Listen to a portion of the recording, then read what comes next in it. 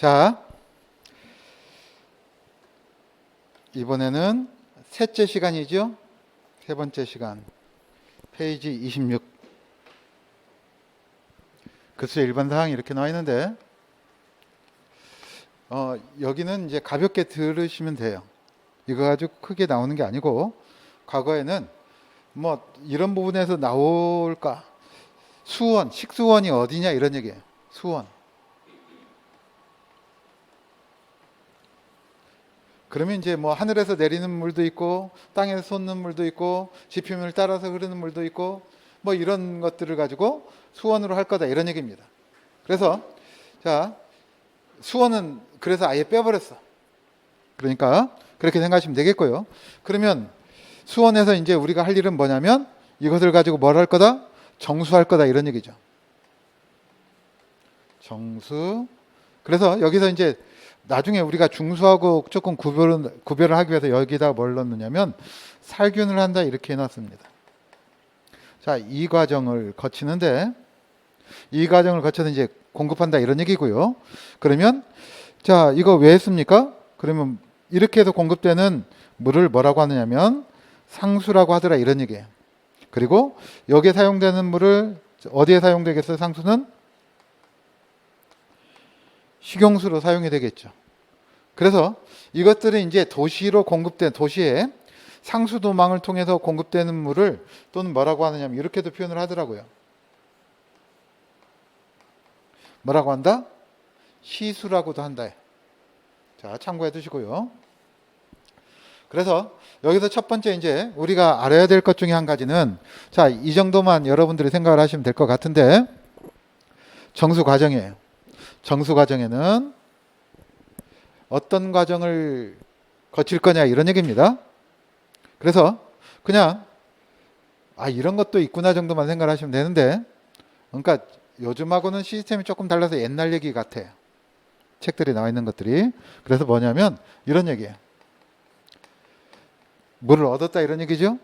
그래서 일단은 이물질을 뭐 했다? 가라앉히고 침전이란 말은 알 수 있겠죠. 그래서 침전에는 자, 두 가지가 있습니다. 그냥 드러나 봐요. 지가 무거워서 알아서 가라앉는다 그러면 뭐라고 하느냐면 뭐라고 해요? 중력 침전 이렇게 얘기를 하고요. 그 다음에 또 한 가지는 가령 황산 알루미늄 같은 걸 써요.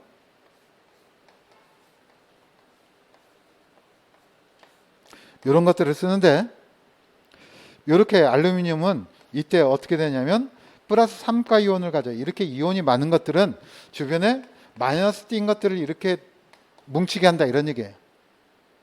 그래서 이걸 어디서 많이 쓰냐면 어디서 많이 쓰겠어요? 수영장. 아시겠죠? 그래서 수영장에는 두 가지가 들어간다고 생각하시면 돼요. 하나는 락스. 냄새 나죠? 그 다음 또 하나는 요게 들어가요. 근데 지금도 기억하는 것 중에 한 가지가 이게 또 어떤 기능이 있냐면 점심시간 가까웠는데 배변 촉진 기능이 있어요. 배변 촉진 기능이 있다고요. 그렇다고 먹지 않는 얘기가 아니라 변비약으로 쓰면 된다는 얘기가 아니라 하면 설사한다. 그래서 누가 스승의 날 때 이걸 음료수에 타가지고 드렸대나 어쨌대나 그때는 짓궂었으니까 옛날에는 뭐 그런 얘기를 하더라고요. 자, 그러니까 이런 것들을 어떻게 한다? 하면 가라앉겠죠. 그런 것들을 약품 침전 이렇게 얘기를 해요. 그런데 자, 이렇습니다. 물속에 철분 함유량이 많은 물들이 있어요. 그럼 물이 빨갛느냐? 빨갛지 않아요. 그런데 이것이 흐르고 난 뒤에 통로를 보면 빨갛게 되어 있습니다. 그렇죠? 그러니까 자, 물속에 뭐가 있냐면 이가 양이온으로 되어 있는 물질들이 들어가 있어요. 녹아 있어요. 이것을 이제 산화제일철 이렇게 얘기를 합니다. 그런데 이것이 물에 녹아요. 들어만 둬요. 시험 문제 뭐 막 나오는 게 아니니까. 그런데 이 녀석이 뭘로 되면 3가 양이온으로 되면 이것을 뭐라고 하느냐면 산화 제이철이라고 하는데 이게 뭐냐면 우리가 녹슨철 있죠? 녹슨철을 화학적으로 이렇게 씁니다. Fe2O3라고 하는데 삼가 양이온이에요. 이것이 물에 녹느냐? 여러분들 녹이 물에 녹는 거 봤습니까? 철분이 부족하면 녹을 갖다가 긁어다가 물에다 막 녹여. 그래서 하면 철분 안 되겠죠? 근데 철분이 몸에 좋을까요? 안 좋을까요? 안 좋아요. 그러니까 아주 극소량만 우리 혈액형 적혈구의 핵심 원소가 되죠. 그렇지만 과량이면 결국에 우리 몸을 산화시키고 그 다음 화학적 활성이 떨어집니다. 자, 어쨌든 그래서 뭐다? 불용성으로 변합니다. 이때 들어가는 것이 뭐냐면 산소예요. 아시겠죠? 그러니까 그래서 뭘 해주느냐? 그 중에 한 과정이 공기에 노출시켜줍니다. 침전에서 폭기조로 갈 때 샤워를 시키면 되겠죠? 공기로 물을 쏘면 공기에 산소와 접촉해서 뭐가 된다? 이렇게 불용성 광물을 석출해냅니다. 자, 이것을 뭐라고 하느냐면 폭기라고 해요. 아시겠죠? 폭기란 말은 뭐 폭파시킨다 이런 얘기가 아니라 폭로한다, 노출시킨다 이런 얘기예요. 공기에 노출시킨다. 자, 그러니까 이 폭기는 여기서 이제 폭기란 말은 두 군데 있습니다. 급수에서 있고 또 한 가지 오수 정화 설비에서 있어요. 그건 나중에 얘기를 하고 그 다음에 이제 자, 그 다음에 무슨 과정을 거쳐서 여과 그리고 살균을 거쳐서 뭘 한다? 급수로 간다 이런 얘기입니다. 참고만 해두세요. 이런 과정이 초창기 때 뭐 1회나 3회 사이에서 한번 나왔다 이런 얘기예요. 그렇지만 자, 어쨌든 이런 과정을 거쳤다 이런 얘기가 되는 것이고, 자, 이렇게 해서 공급하는 물을 우리가 뭐라고 하고 상수라고 하고, 그 다음에 이제 건물이 있다고 해봅시다. 그러면 이렇게 식용수를 썼는데 일정 규모의 이상의 건물에서는 우리나라는 물이 부족한 국가니까 이 물을 걷어다가 다시 재처리를 합니다.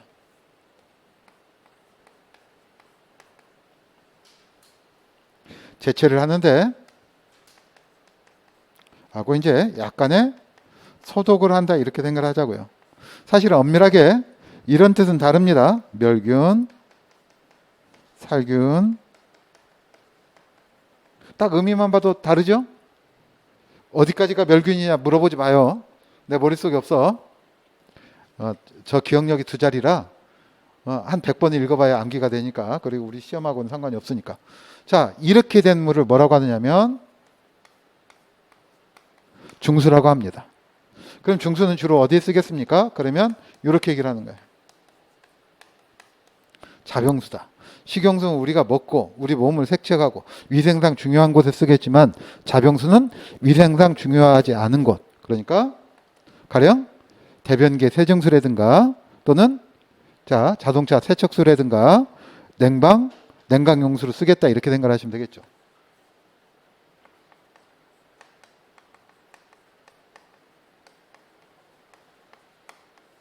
자, 또는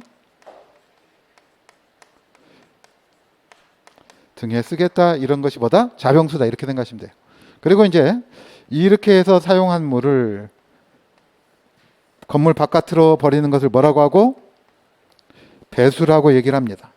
그리고 이렇게 오염된 물을 뭐라고 하고? 오수라고 합니다. 아시겠죠? 그래서 이것을 배출시켜서 규정된 통로로 보내게 되는데 그 물을 우리가 뭐라고 하느냐? 뭐라고 한다?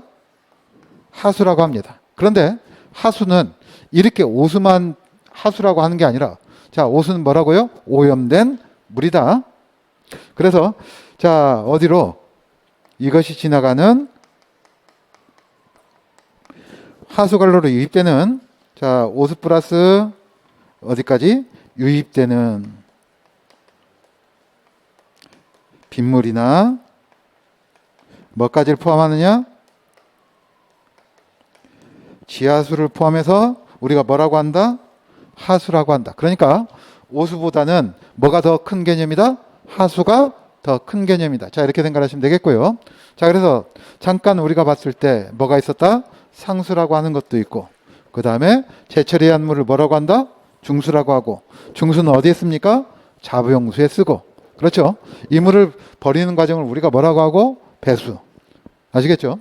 자, 그리고 이렇게 버려진 오염된 물을 우리가 뭐라고 하고? 오수. 그리고 이것과 함께 하수구로 유입되는 빗물이나 지하수를 포함해서 우리가 뭐라고 하더라? 하수라고 하더라. 자, 이 정도 여러분들이 자, 생각하시면 되겠습니다. 자, 이제 페이지 28페이지를 봅니다.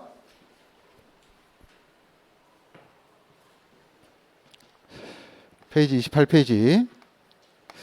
여기서 수질이 나와 있는데 사실은 먹는 물의 수질 기준은 기술이 발전하면 할수록 늘어납니다.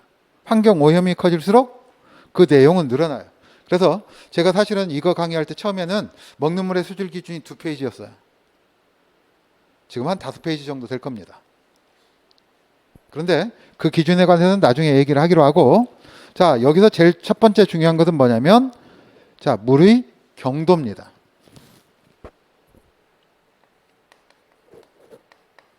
그래서 자, 거기 보면 hardness of water 이렇게 돼 있죠. 그러니까 사실은 이 경도란 말을 어디서 베껴왔겠습니까? 일본 책에서 베껴왔겠죠. hardness의 해석이 잘못됐기 때문에 이렇게 나온 거예요. 그러니까 이렇죠. 여러분들 벌써 말해 여기는 지금 강의 듣는 분들은 전부 다 아이스케키 세대겠다. 기억하십니까? 하드 나오기 전에 아이스 깨끼 사려 이렇게 해가지고 통에다 매갖고 막 몰라요? 아세요? 반갑습니다. 옛날에는 그쵸? 젊은 친구들은 모르겠지만 옛날에는 우리가 속칭 하드라고 하는 것을 가게에서 팔지 않았습니다. 이렇게 들통에다가 메고 다녔습니다. 그래서 여름날 저녁 때쯤 가면 떨이를 합니다. 그 당시에 5원에 한 개인가 뭐 이랬을 거예요. 더 어렸을 땐 뭐 한 2원에 한 개, 뭐 1원에 한 개 있을 때도 있었겠지만, 그래서 어떤 때는 10원에 5개를 줍니다. 떨이 이제 가야 돼. 이제 이 아이가 어렸을 땐 형이죠. 그러면 10원 줘, 내가 다 줄 테니까. 그러면 자기 있는 거 다 줍니다. 그러면 여기다가 다 꽂고 그걸 먹죠. 자, 그러다가 하드가 나왔는데 훨씬 더 딱딱한 아이스 케이크였어요. 그래서 왜 하드라고 했는가를 찾아봤더니 딱딱하다는 의미다, 이런 얘기예요. 근데 여기서 경도란 말은 딱딱한 물이 아니라 취급하기 어려운 물, 이런 뜻이에요. 이해가 됐습니까? 그러니까 우리는 사실은 청소년들 국어를 잘해야 돼요. 모든 우리의 소통의 기준이 뭡니까? 국어잖아요. 그러니까 지금 우리들이 소통하는 언어의 단어 수가 많이 줄어버렸어요. 다양해지지 않고. 그 말은 무슨 얘기입니까? 그만큼 무식해졌다, 이런 말이 한마디로 말하면. 뭐 유식하다고 마음이 깨끗한 건 아니지만 자, 어쨌든 자, 그래서 이 말은 뭐다? 취급하기 어려운 물인데 왜 취급하기 어려운 물이냐? 그랬더니 물속에 칼슘 이온이나 마그네슘 이온이 많으면 스케일이 많이 끼더라, 이런 얘기입니다. 그렇죠. 그래서 뭐 이탈리아 같으면 석회석이 많아가지고 이렇게 수돗물을 받아 넣으면 석회석이 가라앉는다는 거 아닙니까? 아시겠죠? 그런 물들은 자, 끓이면 친전물도 많아지고 마실 수도 없고 또 한 가지는 뭐합니까? 빨리하기도 힘들더라, 이런 얘기예요. 그래서 그러면 이것이 얼마나 많은지를 나타내보자, 이런 얘기입니다. 그랬더니 이렇게 많은 것들을 하나의 물질로, 대표 물질로 표현을 합니다. 자, 그래서 경도를 나타내는 대표 물질이 뭐냐? 그랬더니 이렇게 나타내요. 이것을 우리가 어떻게 읽느냐? 뭐라고 읽습니까? 탄산 칼슘이라고 하죠. 그래서 자, 경도를 나타내는 대표 물질은 뭘로 나타낸다? 탄산 칼슘으로 나타냅니다. 자, 이거 첫 번째. 그러면 어떻게 표현을 하느냐? 많고 적음을 100만 분율로 표시한다 이렇게 그래요. 그래서 100만 분율을 영어로 얘기를 하면 이게 뭐냐면 ppm 이렇게 되는 것이고요. 이해가 됐습니까? ppm이고, 자, 이것의 단위는 100만 분율의 단위가 보통 어떻게 되느냐면 밀리그램 퍼 리터입니다. 그러니까 1ppm이라고 얘기를 표현을 하면 사실은 1리터 속에 탄산칼슘이 얼마가 들어가 있다? 1mg이 들어가 있다. 이런 얘기입니다. 여기서 밀리라고 하는 것은 자, 이런 얘기입니다. 1g은 몇 mg이다? 1000mg입니다. 아시겠죠? 그래서 여러분들이 성분표를 보시면 많다고 그럴 때 뭐라고 하냐면 밀리그램으로 써. 500mg이 들어가 있습니다. 그럼 몇 그램 들어가 있는 거예요? 0.5g이 들어가 있습니다. 그리고 여러분들 트랜스 지방 있으면 돼요? 안 돼요? 안 되죠? 그래서 물건 사면 여러분들 요즘 트랜스 지방 0g으로 나옵니다. 그러면 얼마까지 0으로 보냐면 0.2g인가까지 0으로 볼 거예요.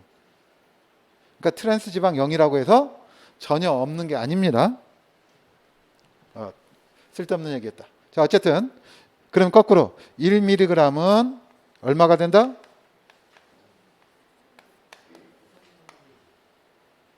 1리터 속에 1000분의 1g 들어가 있는 거다. 그러니까 아주 적은 양이죠. 자, 이렇게 나타내는 것이 100만 분율입니다. 아시겠죠?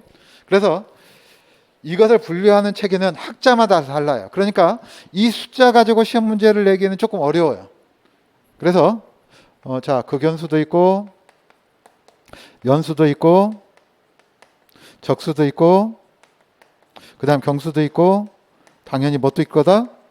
극경수도 있을 거다. 이런 얘기입니다.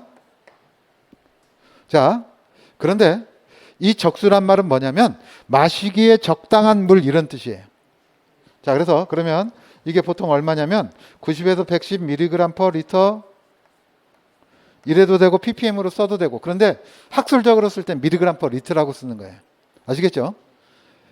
학술적으로 쓸 때는. 그래서 이것은 뭐다? 마시기에 적당한 물이다 이런 얘기고요. 그 다음에 경수는 자, 이게 샘물입니다. 그러니까 여러분들이 온천에 가면, 제가 어렸을 때 처음으로 유성온천을 갔어요. 유성온천 가서 당황한 것이 뭐냐면 비누칠을 하고 물을 뿌렸는데, 그러니까 일단 온천수에 들어가 나왔죠. 그래서 이제 물이 적셔진 상태에서 비누칠을 했는데 거품이 안 나. 미끌미끌만 하고 물 자체가. 그렇죠? 그리고는 또 다시 온천물로 이렇게 씻어 내렸는데 비눗물이 씻겨 내려간 건지 안 내려간 건지 알 수가 없더라 이런 얘기입니다. 그런데 사실은 이런 이온들이 뭐냐면 비누가 역할을 할 수 없도록 방해를 해요. 그러니까 이런 샘물에서 빨래가 잘 될 거다 안 될 거다? 안 될 거다 이런 얘기입니다. 자, 그래서 이런 것들이 자, 110mg per 리터 이상 많은 물을 뭐라고 하고? 경수라고 한다 이런 얘기입니다. 그러니까 이런 걸로 염색이든 세척이든 또는 양조든 이런 것도 안 되고, 자, 여기서 이제 포인트는 이겁니다. 그런데 끓이면 뭐가 생긴다? 스케일이 발생하더라 이런 얘기예요.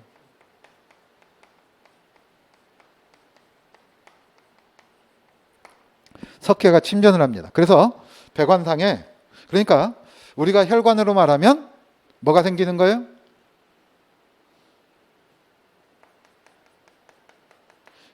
스케일이 생기는 거예요. 혈관 스케일의 주원인이 뭔지 아세요? 물론 이제 고지방 식사도 있지만 하나는 당분이고요. 또 한 가지는 칼슘이에요. 그러니까 여러분들이 뼈를 맞겠다고 칼슘 많이 먹으면 안 좋아요. 그러니까 특히 종합영양제에 칼슘 많은 거 좋지 않습니다. 쓸데없는 거 얘기했다. 그래서 골다공증을 막으려면 이런 거 드셔야 돼요. 마그네슘이나 비타민 D3나 아니면 비타민 K2 이런 거 드셔야지 골다공증이 예방이 되고. 어쨌든 자, 여기서 이 문제가 뭐냐면, 자, 이걸 기억을 합니다. 그래서 경수는 이 스케일이 발생을 하기 때문에 뭘로 사용할 수 없느냐면 이런 얘기예요. 보일러 용수로 사용할 수 없답니다. 자, 요걸 기억을 하는 거예요. 첫 번째, 그러니까 용수에서 시험 문제에서 가장 많이 언급되는 것은 뭐냐면, 경수는 스케일이 발생해서 뭘 할 수 없다? 보일러 용수로 사용할 수 있다 없다? 없다, 이런 얘기예요. 자, 이거 여러분들이 기본적으로 기억을 하시면 되겠어요. 아시겠죠? 그럼 거꾸로 그러면 보일러 용수로 뭘 사용하겠다? 그러면 연수를 사용하는 게 좋겠다, 이런 얘기입니다. 그러니까 연수는 사실은 여기에다가 소프트너 연수기를 씁니다. 연화기를. 자, 어쨌든 자, 그래서 90mg per 리터보다 작은 것을 뭐라고 하고? 연수라고 하고, 이것을 무슨 물이라고도 하더라? 단물이라고도 하더라. 자, 이런 얘기고요. 그래서 자, 연수는 뭐에 적합한 물이냐? 그러면 보일러 용수로 사용하기에 적합한 물이더라. 일단 이렇게 생각을 하자고요. 그러면 자, 이것까지 시험 문제가 나왔어요. 보일러 용수로 사용할 수 없는 이유는 뭔가? 그럼 어떻게 됩니까? 보일러 배관에 스케일을 발생시키면 열이 잘 전달되겠습니까? 전달이 안 되겠습니까? 열이 잘 전달이 안 되겠죠. 그러니까 이렇게 되면 열 전도율이 떨어집니다. 배관에. 그러면 무슨 일이 생기느냐? 보일러 과열의 원인이 됩니다. 그냥 적지 마시고 우리 책에 나와 있으니까, 그러면 보일러 수명이 어떻게 될 거냐? 떨어질 거다, 이런 얘기예요. 당연하겠죠? 보일러가 과열이 되면 뭐가 된다? 보일러 수명이 떨어지는 원인이 되고, 결국에 시간이 지나면 배관이 막혀서 자, 온수를 공급할 수 없는 지경에 이르겠죠. 자, 어쨌든 그래서 여러분들이 여기서 1차적으로 기억해야 될 것은, 경도라고 하는 것은 물속에 뭐가 많기 때문에, 칼슘 이온이나 마그네슘 이온이 많기 때문에 우리 생활하는 데 지장이 있고, 자, 이것을 나타내는 대표 물질이 뭐다? 탄산칼슘이다. 두 번째, 자, 이것을 나타내는 지표는 100만 분율로 표시한다. 그래서 ppm이라고도, 100만 분율은 ppm이라고도 하는데, 자, 이것을 사용하는 단위는 뭐다? 미리그램 퍼 리터다. 자, 그런데 여기에는 극연수, 연수, 적수, 경수가 있는데, 우리가 1차적으로 암기해야 되는 것은 첫 번째 뭐다? 경수. 경수는 보일러 용수로 사용할 수 없다. 뭐가 생기니까? 끓이면 스케일이 생기니까. 아시겠죠? 그래서 자, 그러면 이렇게 되겠네. 술을 만드는데도, 염색을 하는데도, 그렇죠? 그 다음 세탁용수로도 뭐가 적합할 거다? 연수가 적합할 건데, 문제는 이런 것들이 줄어들면, 자, 이 스케일이 끼면요, 여기에 이제 다른 것들도 같이 있어가지고 보일러의 배관의 부식을 일으키기도 하지만, 이 상태에서도 배관의 부식을 촉진합니다. 특히 뭐가 되면 극연수. 자, 그래서 이것과 비슷한 것들이 뭐가 있느냐? 그랬더니 멸균수도 있고, 증류수도 마찬가지죠. 증류수도 있고, 이런 것들은 거의 뭐에 가까우니까? 0에 가까우니까. 아시겠죠? 그래서 부식을 촉진시킵니다. 그래서 자, 그렇기 때문에 배관 부식을 촉진하기 때문에 심지어 황동으로 돼 있는 관, 이런 것들도 어떻게 되더라? 부식이 빨라지더라, 이런 얘기예요. 그러니까 이런 극연수는 취급을 할 때 내식성 배관을 써야 되겠네. 안팎으로 도금되어 있는 내식성 배관을 쓰자. 자, 이런 얘기고, 자, 그러면 여기서 1차적으로 여러분들이 기억할 것보다 경수하고 1차적으로는 연수를 기억하고, 조금 더 할 때는 뭐까지 기억하자? 극연수까지. 자, 이렇게 얘기를 합니다. 그래서 시험 문제 가장 요 수지를 가지고 많이 얘기했던 것은 뭐 가지고 얘기를 했다? 경수. 아시겠죠? 그러니까 복잡하면 경도, 탄산칼슘으로 나타내고, 그 다음에 경수, 그러면 보일러 용수로 사용할 수 없다부터 기억을 합니다. 자, 그 다음에 자, 그래서 29페이지 OX 한번 봅시다.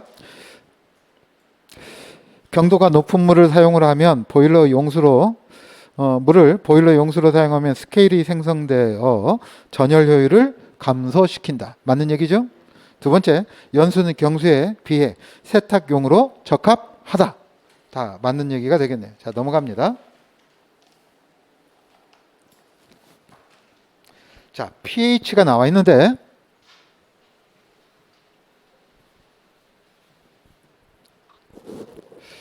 pH라고 하는 것은 자, 이렇게 됩니다. 물속에 그냥 드러나둬요. 이 H 플러스라고 하는 이온이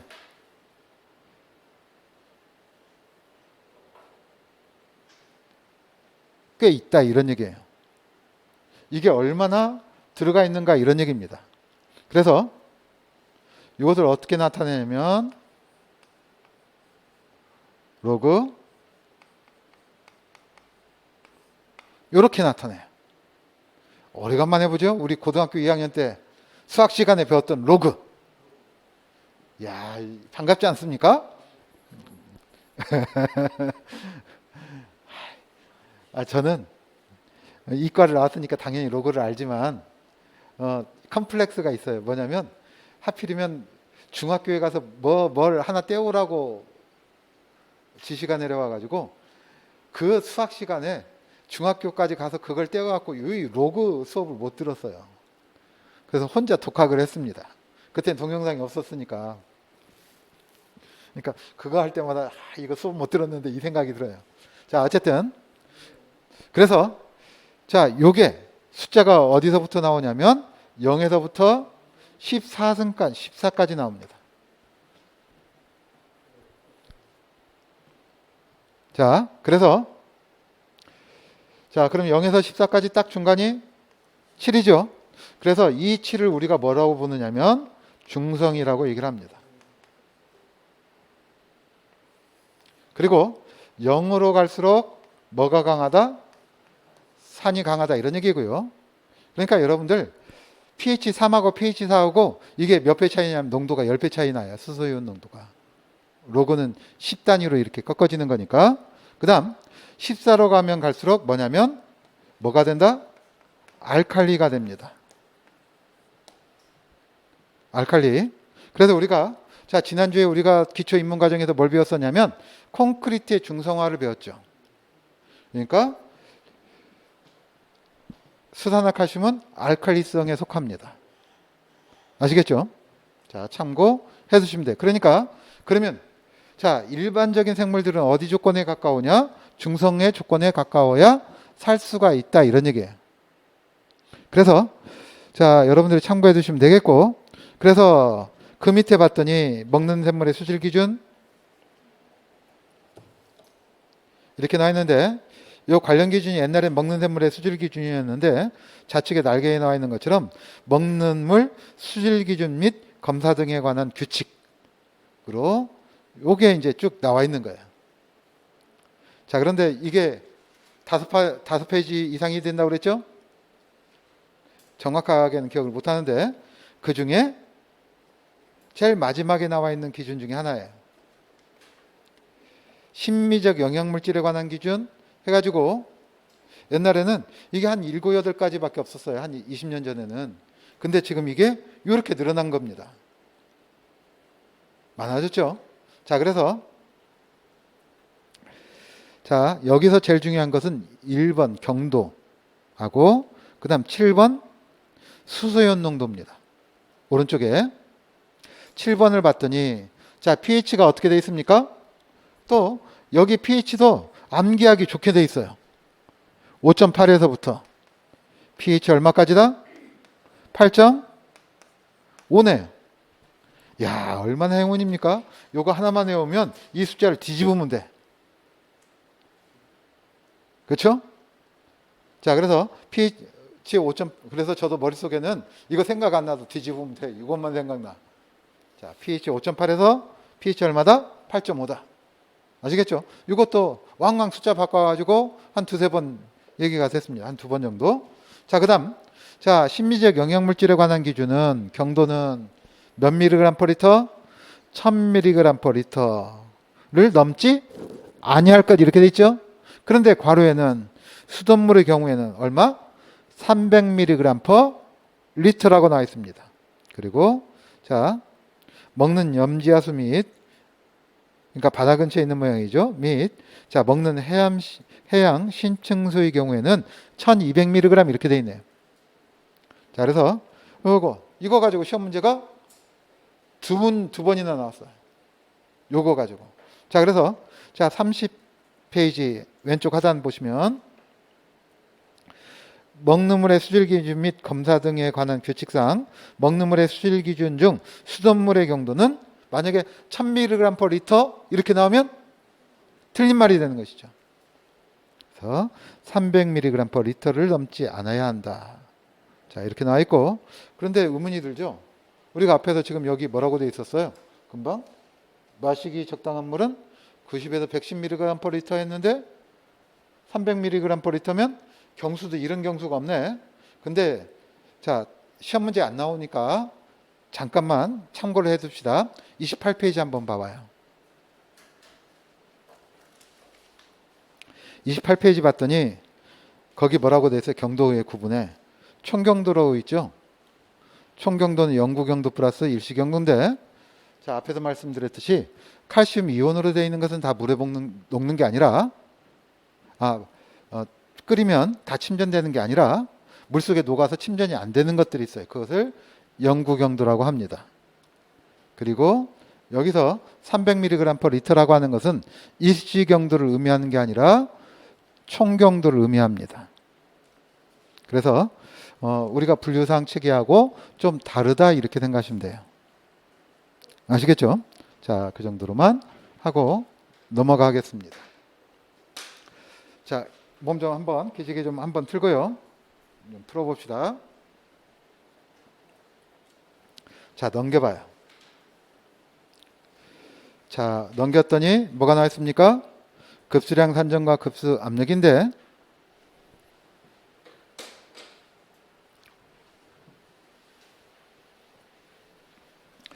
여기서 이런 얘기예요. 건물에서 급수배관을 설계하려고 할 때 급수배관의 굵기나 이런 것들을 결정하기 전에 제일 먼저 우리가 알아야 될 거 뭐냐 이런 얘기예요.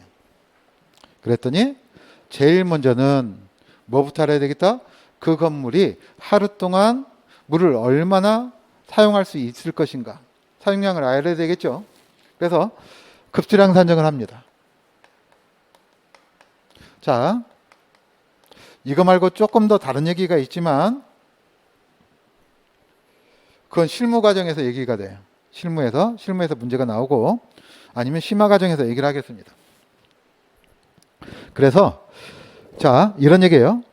하루 동안 한 사람의 또는 이것 대신에 이렇게 쓸 수도 있습니다. 단위를 C로 쓸 수도 있어요. 캐피타일 해가지고요. 사람 대신에 이렇게 쓰면 이게 뭐다? 1인이다 이렇게 생각하시면 돼요. 하루에 얼마나 쓸 건가? 이런 얘기예요. 자, 그런데 그래서 자, 이런 얘기죠. 그러면 급수량 산정은 뭐냐면 뭘 하면 되겠습니까? 자, 첫 번째 사용 인원수를 가지고 하면 돼요.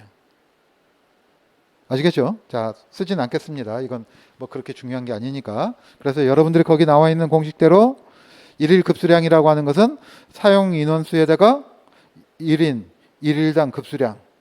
아시겠죠? 이걸 곱해주면 나올 거다. 이런 얘기예요.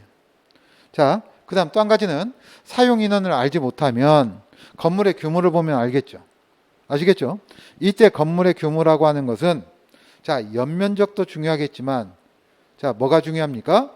여기에다가 유면적 비율을 곱해줍니다. 아시겠죠? 이것을 자, 이렇게 얘기를 하는 거죠. 유효 면적 비율이라고 그래요. 그래서 유효 면적에다가 자, 거기에다가 유효 면적당 거주 인원 그럼 결국 사람 수가 나오네. 그렇죠? 똑같이 1인 1일당 급수량을 곱해주면 되겠다 이렇게 생각하시면 됩니다. 자, 그래서 그 다음 세 번째는 이것도 아직 확정이 안 돼 있으면 뭘 가지고 하면 되겠다? 위생기구 수를 가지고 하면 되겠다. 그래서 자, 급수량을 산정하는 방법에는 그냥 이렇게만 생각을 하자고요. 첫 번째는 뭘 가지고 한다? 인원수. 그 다음에 이제 면적인데 뭐가 중요합니까? 유면적이 중요하죠. 연면적으로 구하는 게 아니라 뭘 가지고 구한다? 유면적을 가지고 구한다. 이렇게 생각하시면 되겠고, 또 한 가지는 뭘 가지고 한다? 위생기구 수를 가지고 하는데, 자, 이때 위생기구 수 전부를 가지고 하는 게 아니라, 자, 한 페이지 넘겨보면 어떤 개념이 있습니까? 동시 사용률이라고 하는 개념이 있습니다. 이해가 됐습니까? 그러니까 자, 이런 얘기입니다. 세면대 2대가 있다. 그러면 여기 수도꼭지가 있으면 여기 수도꼭지에서는 어떻게 해야 되겠어요? 이거 다 보내줘야 되겠죠? 세면대 2대가 있는데 물을 틀어갖고 내가 손을 시려고 물을 틀었어. 근데 옆에 있는 물이 줄어들어. 근데 그 사람 조폭이야. 조폭 그러지 말고 양아치라고 합시다. 양아치야. 잘못하면 한 대 맞죠? 제가 젊을 때 나이트클럽 가가지고 한 대 맞을 뻔했어요. 왜 한 대 맞을 뻔했냐면 화장실을 갔는데 이 사람이 손을 씻고 있어요. 근데 좁아. 그래서 저 이렇게 가려고 그러는데 이쪽에 어떤 녀석이 여기로 오면서 날 탁 밀치고 가네. 그런데 나 어떻게 됐어요? 이렇게 됐죠. 조폭이 멍덩이가 밀린 거야. 갑자기 손을 들더라고. 그때 조용필이 와서 나 구해줬어요. 가수 말고 여기 조용필이라고 써있는 애가. 그래서 조용필을 기억을 해요. 내가 조용필이란 가수 별로 좋아하지 않았거든요. 옛날에는. 지금 좋아합니다. 자, 그러니까 이렇게 됐듯이 한번 보자고요. 그랬더니 이 표도 바뀌더라고. 나 이 표가 영원히 안 바뀔 줄 알았어요. 그때 바뀐 표예요. 그래서 이것도 기구마다 다른데 어쨌든 세면기를 기준으로 봤더니 2개일 땐 100%를 공급합니다. 4개일 땐 몇 퍼센트? 70%. 그리고 100개일 때는 33%만 공급하더라. 이런 얘기예요. 그렇게 해서 이런 것들을 기준으로 자, 공급하는 것 이렇게 되는 것이고요. 그 다음에 자, 그 밑에 34페이지 동시 사용률 밑에 박스 한번 봅니다. 자, 1인당 1일 평균 급수 사용량 순서 이렇게 나와 있죠? 자, 이런 얘기예요. 식당가가 없는 백화점은 우리가 백화점 가서 특히 남자들 같은 경우에는 내가 살 것만 보고 사죠? 그리고 더 볼래도 체력이 한계가 있어서 못 봅니다. 그렇죠? 여기서 체력 차이가 나요. 남성과 여성과. 여성의 체력이 얼마나 좋습니까? 하루 종일 백화점에서도 사는 인간들이죠. 그러니까 국방의 의무가 잘못된 것 같아요. 개인적으로는. 경계 근무를 여성들을 시켜야 돼. 농담입니다. 자, 이렇게 되는 거야. 그래서 백화점이 1인당 1일 사용 수량이 가장 적고, 아시겠죠? 그 다음에 어디 호텔 같은 경우에는 본전이 아까워서라도 욕조에 물을 받고 나와야 돼. 농담이지만 무슨 말이에요? 거꾸로 단위 면적당 위생기구 수가 제일 많잖아요. 그죠? 욕조 있고 샤워기 있고 뭐 이렇지 않습니까? 그래서 호텔이 가장 많다. 이런 얘기예요. 자, 참고만 해주시면 되겠습니다. 자, 그 다음에 자, 급수압력을 봅시다.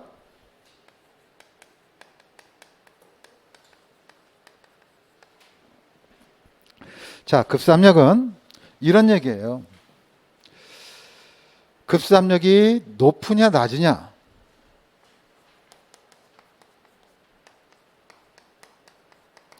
자, 그러면 자, 이런 얘기죠. 급수압이 높으면 어떨까요?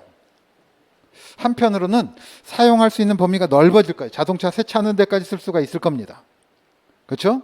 그런데 문제는 높으면 자, 여기서 기본적으로 이런 얘기예요. 소음이 증가한다 이런 얘기입니다. 그 다음에 또 한 가지는 또 무슨 일이 있겠습니까? 배관, 또는 수리 부속, 자, 배관 관련 부속들이 파손이 일어나겠죠. 그 다음에 이제 뭐 이런 얘기도 하는 거예요. 우리가 아직 개념을 얘기를 하지 않았지만 뭐가 된다? 식욕작용 등이 발생해서 결국에는 뭐가 커진다? 소음이 커져서 자, 생활 환경에 불편을 끼칠 것이다. 이런 얘기입니다. 낮으면 사용하기 불편하겠죠? 이런 얘기예요. 그래서 자, 그러면 우리가 기억해야 될 거. 자, 아파트나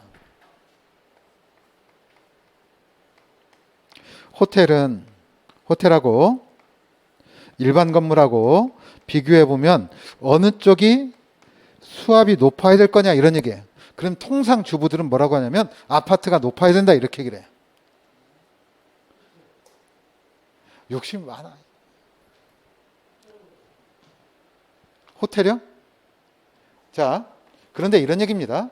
아파트나 호텔은 화장실이 어디 있습니까? 생활 거주 공간에 딱 붙어 있어요. 수압이 높으면 소음도 크다 이런 얘기입니다. 아시겠죠? 그러니까 수압이 빵빵하게 나오고 이럴 때 특히 저는 설거지를 많이 해줍니다. 특히 어느 때 재밌는 연속극을 할수록 설거지를 해줍니다. 열심히 보라고. 그런데 그때마다 참 착해. 치우래. 자기가 한다고. 참. 왜 톤이 올라가는지는 저도 잘 모르겠습니다. 자, 그래서 아파트나 호텔은 급수압을 조금 낮게 조정한다 이런 얘기예요. 이해가 됐죠? 일반 건물은 화장실하고 물 사용하는 공간이 완전히 분리되어 있죠? 그러니까 수압이 높아도 되겠다 이런 얘기예요. 그래서 아파트나 호텔은 자, 얼마로 하느냐 일반적으로 300에서 400kPa 이렇게 얘기를 합니다. 자, 34페이지 3번에 나와 있죠? 1, 2, 3번 하단. 자, 그러면 일반 건축물은 얼마 정도 한다? 400에서 대략 얼마? 500kPa로 하더라 이런 얘기예요. 아시겠죠? 혹시 모르니까 이것도 참고해 둡시다. 그러면 이거 메가파스칼로 한번 메가파스칼로 바꿔봅시다. 그러면 얼마가 돼요? 0.3에서부터 0.4메가파스칼이 되겠죠? 그 다음 일반 건물은 얼마다? 0.4에서부터 얼마다? 0.5메가파스칼이 되겠네요. 이해가 됐습니까? 자, 그래서 여러분들이 아파트나 호텔은 자, 급수압을 되도록 높은 걸 쓰겠다, 낮은 걸 쓰겠다, 낮아서 소음을 줄이겠다 이런 얘기고 일반 건물은 상관이 없다. 자, 그래서 아파트나 호텔은 얼마짜리를 쓴다? 300에서 400. 그 다음에 일반 건물은 얼마짜리? 300에서 400. 이렇게 왔는데 메가파스칼로 나와서 당황하면 안 되죠? 메가파스칼은 얼마다? 0.3에서 0.4 메가파스칼. 또는 자, 일반 건물은 얼마다? 0.4에서 0.5 메가파스칼이다. 자, 이 정도 여러분들이 생각을 하고요. 여기에다 추가적으로 우리가 기억해야 될 것 중에 한 가지가 뭐냐면 자, 위생기구의 급수압력이에요. 그래서 일단 여러분들이 기억해 줘야 될 것 중에 한 가지는 세면기의 급수압력. 자, 최저 필요 급수압이 얼마입니까? 봤더니 위에서부터 셋, 넷, 다섯, 여섯, 일곱 번째 나와 있죠? 얼마? 55kPa입니다. 자, 세면기는 얼마다? 55kPa이고 그 다음에 이제 샤워기는 이게 기능이 있는 것과 일반 샤워기하고 조금 달라요. 아시겠죠? 그래서 기능이 있는 것은 수압이 꽤 세죠? 130kPa까지 가 있네요. 그리고 일반적인 것은 얼마? 70kPa 정도 되고요. 자, 그 다음 자, 여러분들이 기억해야 될 것 밑으로 쭉 내려가 봅시다. 밑으로 쭉 내려가면 밑에서 세 번째를 보면 뭐라고 되어 있습니까? 대변기 사인펀 식 대변기를 쓰고 여기에 뭐가 붙어 있다? 세정 밸브 또는 자, 세정 밸브 이렇게 되어 있는데 자, 아직 제가 확인을 안 해봤는데 KS에서는 이것을 세척 밸브라고 한대요. 왜냐하면 일본식 표현을 조금 안 쓰려고 하나 봐요. 그리고 영어로는 플러시 밸브라고 합니다.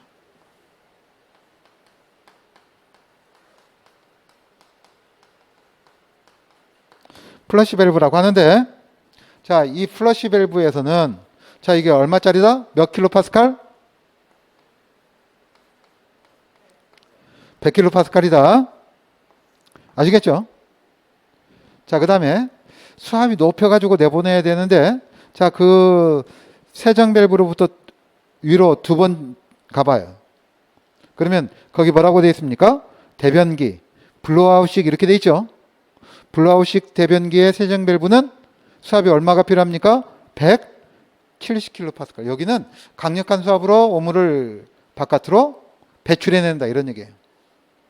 자, 그래서 일단 유해기는 요건 시험 문제 지문에도 많이 나왔으니까 여러분들이 참고해 두시기 바랍니다. 그러니까 여러분들이 그러면 이것도 한번 볼까요?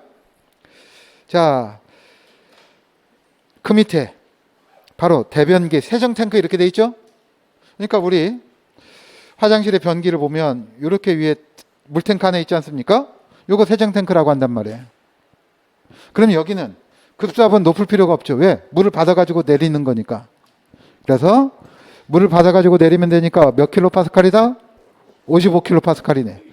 그래서 이렇게 통을 가만히 보면 기본적인 급수압은, 최저 필요 급수압은 얼마 이상으로 되어 있습니까? 55킬로파스칼로 되어 있죠. 예, 이렇게 여러분들이 참고하시면 돼요. 자, 그래서 자, 우리가 이번 시간에 무슨 얘기를 했습니까? 별로 한 얘기도 없네. 자, 정리해 봅시다.